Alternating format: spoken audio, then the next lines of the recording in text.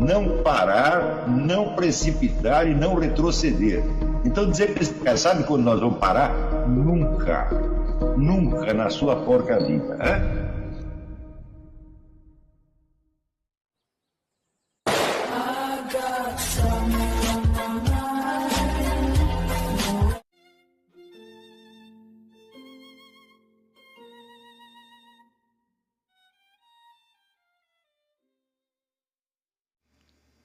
E aí pessoal, tranquilo? Então vem aqui antes do vídeo começar, pedir para vocês se inscreverem, quem não for inscrito, compartilhar, curtir, comentar. Quem puder seja membro do canal, que isso ajuda bastante. Tem também o link do Apoia-se. Quem puder ajudar nosso canal e apoiar financeiramente vai ser muito bem-vindo. Mas o mais importante é transmitir o conteúdo e os conhecimentos do professor Olavo de Carvalho para mais e mais brasileiros. Então compartilhe e ajude aí nossa causa. Muito obrigado a todos os membros, apoiadores do canal. Fico muito feliz. Tenho certeza que a gente está no caminho certo. Então fiquem com o vídeo e até mais. Valeu! Modo. Então, você imagina que a partir daí, né, uma filosofia cabalística camuflada, não pode falar claro, evidentemente. Né? Então, isso quer dizer que os textos filosóficos principais se tornam enormemente confusos. Um exemplo dessa confusão, vamos dizer, é o próprio Maquiavel. Se você ler o meu livro sobre Maquiavel, você vai ver que raramente a confusão humana chegou àquele ponto. E um exemplo característico desta confusão aparece no filósofo que se tornou historicamente o sinônimo da clareza e da racionalidade, que é René Descartes. Então, o Descartes, como filósofo das ideias claras e distintas, ele é uma camuflagem. Ele simplesmente não existe. Ele é uma figura lendária, figura de lenda, que só existe para uso popular. Quando você penetra mesmo no estudo dos textos e da vida de René Descartes, você vê que a coisa é uma série de camuflagens tão confusa que eu não sei nem mesmo como o próprio René Descartes se orientava no meio disso. Então,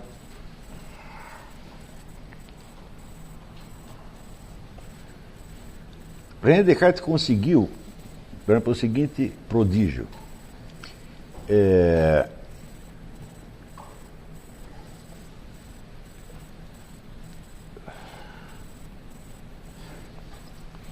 Ele teve um certo problema com a Casa Real da França, por uma disputa interna, então ficou meio mal visto naqueles meios. Então ele vai para a Holanda, onde ele praticamente só convive com protestantes o tempo todo. Quer dizer que as pessoas com as quais ele dialoga e com as quais ele vai elaborando as suas ideias são praticamente todas protestantes. Ele tem um caso com uma empregada doméstica e nasce uma filha que ele batiza na igreja protestante. Ao mesmo tempo, onde professa em público ser um católico de estrita observância. E ele chega, como militar, a participar de dois exércitos, um protestante e um católico. Então isso quer dizer que este indivíduo ele vivia numa fronteira perigosa. Tá certo? Quer dizer, ele não tinha clareza se ele era protestante ou católico. Tá certo? Então, é daí que surge a famosa dúvida cartesiana. Ele cria o método da dúvida, por quê? Porque ele vivia em dúvida. Ele vivia, numa zona de incerteza.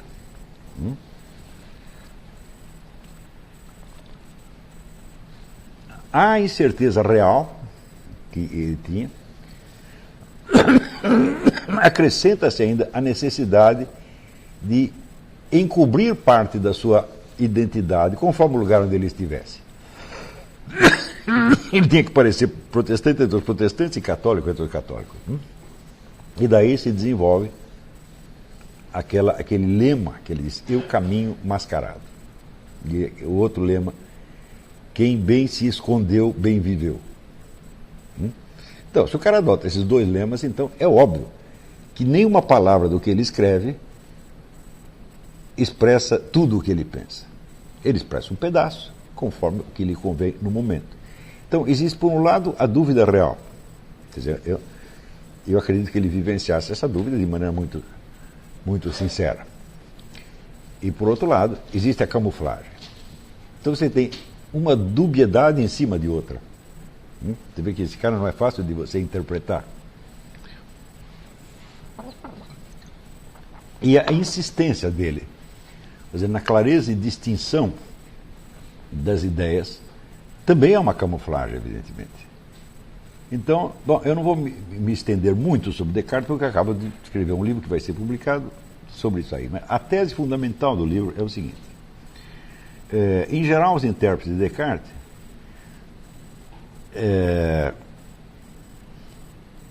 entenderam a filosofia dele como a fundação de um novo sistema de conhecimento, a partir da busca de uma certeza fundamental, e essa certeza é a do eu pensante. Quer dizer, eu posso duvidar de tudo, mas não posso duvidar de que estou duvidando, portanto, o meu pensamento é, vamos dizer, o pino é o eixo em torno do qual gira todo o conhecimento. E daí, a partir deste fundamento, segue-se a criação de todo um novo sistema das ciências. Acontece que no livro das Meditações Metafísicas, ele, para expor o estado de dúvida, ele cria uma figura que é do gênio mau. Ele diz, vamos supor que todas as sensações que eu tenho, que tudo que eu perceba, será tudo invenção de um gênio mau que decidiu me enganar, me fazer de trouxa. Então, ele infunde ilusões na minha mente. E tudo que eu penso, então, é ilusão. Então, isso é a dúvida levada ao seu grau mais extremo. Bom, acontece o seguinte, acontece que uma dúvida assim, a dúvida hiperbólica, ela é impossível. Ela é logicamente impossível. Você não pode ter dúvida sobre uma coisa se você não tem certeza sobre outra.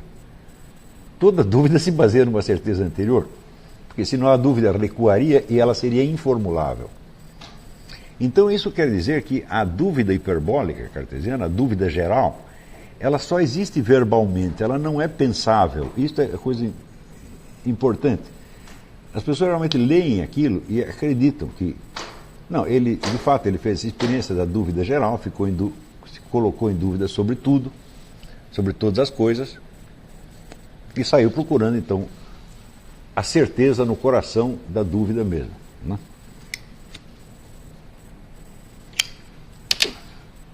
Como também o ensino da filosofia é muito feito na base de textos, de interpretação de textos, e as pessoas no meio universitário gostam tanto de texto, que acreditam até em Jacques Derrida, que isso aí tudo é texto. Então, você tem o suprassumo da erudição cartesiana é o livro do Marcel Guerroux, que se chama Descartes segundo a Ordem das Razões, onde ele pega, ele reconstrói as meditações metafísicas, não pela ordem em que está escrita, mas pela hierarquia dos argumentos. E é uma obra absolutamente magistral, mas é tudo baseado no texto. Eu digo, muito bem, mas acontece que antes de Descartes fazer o texto, isso é importante, ele pensou. O texto não surge sozinho. E ele declara, textualmente, que o que ele vai explicar nas meditações não é uma simples hipótese filosófica, mas uma experiência real que ele viveu. Então eu, quando li isso, mais de 40 anos atrás, eu disse, uai, mas se é uma experiência real, então ele está pedindo que nós repitamos a mesma experiência. Quer dizer, eu parti do princípio de que ele estaria falando no mesmo tom de Sócrates. Quer dizer, eu tive certa experiência e eu estou apelando ao seu testemunho para que você refaça a experiência. Isso foi o que eu acreditei naquela época. Só que, quando eu tentei fazer a experiência, eu vi que não dava. Eu não conseguia ter a dúvida geral. Mesmo a hipótese do gênio mau, se eu digo, não, tudo que está em volta de mim são ilusões. Eu digo, sim, mas essas ilusões têm de estar presentes. Por exemplo, se em vez de eu ver vocês aqui, eu vejo um monte de pés de abacaxi. E penso que tudo são pés de abacaxi falantes. Eu digo, sim, mas esses pés de abacaxi têm de estar presentes. Quer dizer, a presença deles à minha mente tem que ser absolutamente inquestionável, senão eles não podem me iludir. Então eu digo, a dúvida hiperbólica não existe. Ela é impossível. Tentem. E vocês verão que toda dúvida que você gera sobre alguma coisa se baseia numa crença total que você tem em outra. Né? Porque, quer dizer, afinal de contas, eu estou vendo pés de abacaxi falantes ou não? E como é que o sujeito pode me infundir uma ilusão, né, se aquela forma que representa a ilusão não me é mostrada? E se ela própria, a presença dela mesmo é duvidosa? Então, por exemplo, você pode mentir para uma pessoa, mas você tem que dizer a mentira. Não é isso? Quer dizer, a mentira, enquanto tal, ela tem que ser real. O sujeito mentiu de verdade. Tá certo? Então, eu falei, dúvida total não existe. Então, como é que ele diz isso? Vou colocar em dúvida tudo aquilo sobre o qual não possa ter certeza. Ele não fez isto. Ele apenas disse que fez.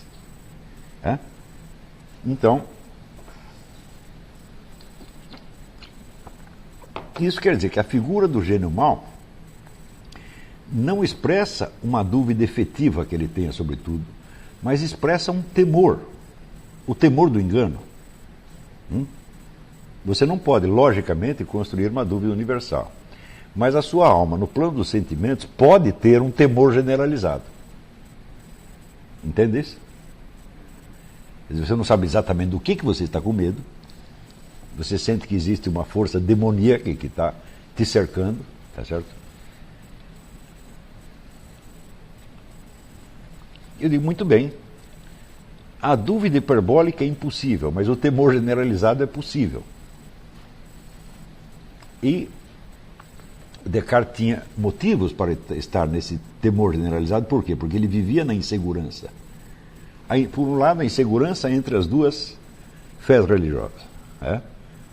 Por outro lado, a insegurança de ser descoberto e denunciado e desmascarado. Quer dizer, o homem que se mascara não quer ser desmascarado. O sujeito que se esconde não quer ser descoberto. Não é isso? Então, essa dupla insegurança, por um lado a insegurança religiosa, por outro lado a insegurança pessoal real do homem que se esconde, bom, era normal que este homem tivesse, vamos dizer, um temor generalizado. Em algum momento a sua segurança psicológica falhasse e ele se visse, por assim dizer, acossado por uma espécie de, não digo visão, mas uma antevisão demoníaca, uma impressão, vamos dizer, de uma atmosfera maligna que o cercava.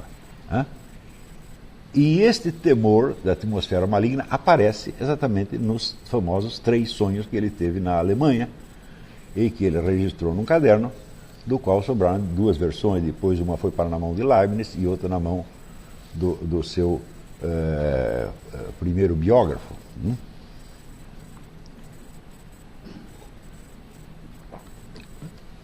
Também na narrativa que ele oferece dos 3 sonhos, ele oferece a narrativa e ele próprio interpreta. Eu noto que a interpretação que ele dá para os sonhos não tem nada a ver com os sonhos. Não é totalmente deslocado. Por exemplo, ele diz que no primeiro sonho tem um vento, onde ele sente uma força maligna, e este vento o está empurrando para dentro da igreja. Né? Para ele rezar dentro da igreja. Fala, mas que raio de influência maligna é essa que manda você fazer a coisa mais inocente do mundo, que é você entrar na igreja e rezar? Não é possível, tem alguma coisa errada aí. E daí ele quando está sendo impelido na direção da igreja, ele vê uma pessoa que ele esqueceu de cumprimentar. Então ele volta para cumprimentar a pessoa. Então eu digo, olha, isso quer dizer que a sua obrigação de católica de ir lá rezar, ela é menos importante do que a de cumprimentar a pessoa. Então você tem o respeito humano se sobrepôs aí ao seu dever religioso, o qual você interpreta como algo que está sendo imposto para você por uma força demoníaca e não pelo próprio Deus. Quer dizer, a força demoníaca te impele à igreja, tá certo? E depois existe um elemento benéfico que te desvia da igreja para cumprimentar uma pessoa. Parece que a interpretação está invertida. Não é isso? E assim por diante. Então, a minha tese nesse livro é a seguinte: o gênio mau não é uma figura de linguagem que ele inventou apenas para expressar literariamente a dúvida hiperbólica. O gênio mau é o problema. Né? E esse problema, que ele interpreta como dúvida hiperbólica, não é uma dúvida hiperbólica, porque a dúvida hiperbólica é impossível, mas é um temor generalizado, é o temor do demônio. Não é isso?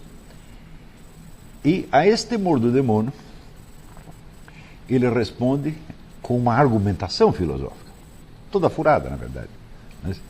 É como se você quisesse... daí eu me lembrei da sequência do Inferno de Dante, quando Dante se encontra com o diabo, e o diabo demonstra para ele uma destreza lógica extraordinária, e o Dante fica assustado, e o diabo pergunta para ele: você não sabia que eu também era lógico, né? Então eu falei: mas essa é a situação do Descartes. Ele está querendo enfrentar o demônio na base da discussão. Então, e com base nisso, ele cria o quê? Uma reforma inteira do conhecimento. Reforma inteira cuja base, vamos dizer, é uma impressão difusa, camuflada em dúvida filosófica. Então você vê que o elemento, vamos dizer, de engano e de camuflagem que se introduz nessa época da história é uma coisa que ainda não foi investigada a fundo. Mas em toda parte onde você procura entender o que se passou na época, você vê esse elemento, vamos dizer, da mentira, da camuflagem, do interesse oculto, e a criação, vamos dizer, de mitos populares, né? Como Descartes como filósofo da clareza, ou Newton como se fosse, vamos dizer, um físico moderno. Entendeu? Então, é claro que aí, quando nós usamos a palavra filosofia, fala: opa, peraí, a filosofia aí se misturou com outras coisas, né? E não é possível você estudar a história da filosofia só pela evolução dos debates, né? Porque a situação de discurso, que era muito clara no tempo de Sócrates, Platão, Aristóteles, e ainda era clara no tempo da Universidade Medieval, quer dizer, você sabia o que aquelas pessoas estavam querendo, tá certo? Então, só resta compreender o conteúdo do discurso, porque a situação não é um problema. De repente, a situação de discurso começa a ser um problema, né? Então, neste período, já não se pode fazer uma coisa que se chama história da filosofia. Aí se requer realmente uma sociologia da filosofia. Está entendendo? Quer dizer que sem um estudo sociológico, tá certo? Dos vários interesses em jogo, dos grupos de pressão e dos sistemas de camuflagem, tá certo? Não se vai entender nada desse período. Isso não quer dizer que eu entenda esse período, porque o que eu coloquei nesse livro sobre Descartes, o que eu expliquei aqui ou ali, numa aula, numa outra, é muito pouco. Na verdade, se você pensar assim, vamos dizer, a história da camuflagem nas origens da modernidade, isto é um tema para muitos historiadores, e que isto mal começou a ser arranhado. Por exemplo, vamos dizer, a própria história da influência cabalística, esotérica, etc., neste período, vamos dizer que ela começa a despertar entre os historiadores na década de 40 do século passado. Quer dizer, decorridos 3 séculos. Aparece, por exemplo, os livros da Frances Yates, você conhece, né? O Iluminismo Rosa Cruz e outros, né?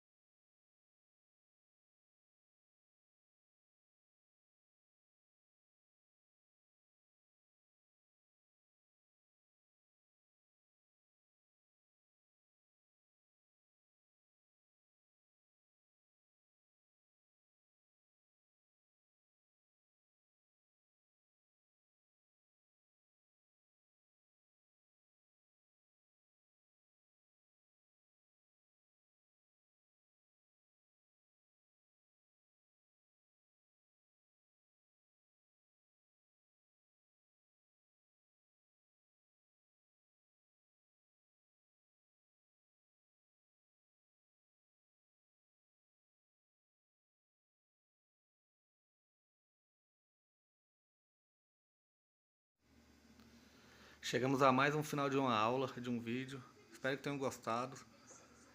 Quem não se inscreveu ainda, se inscreva, compartilhe, comente. Ajude o nosso canal, apoie, seja membro.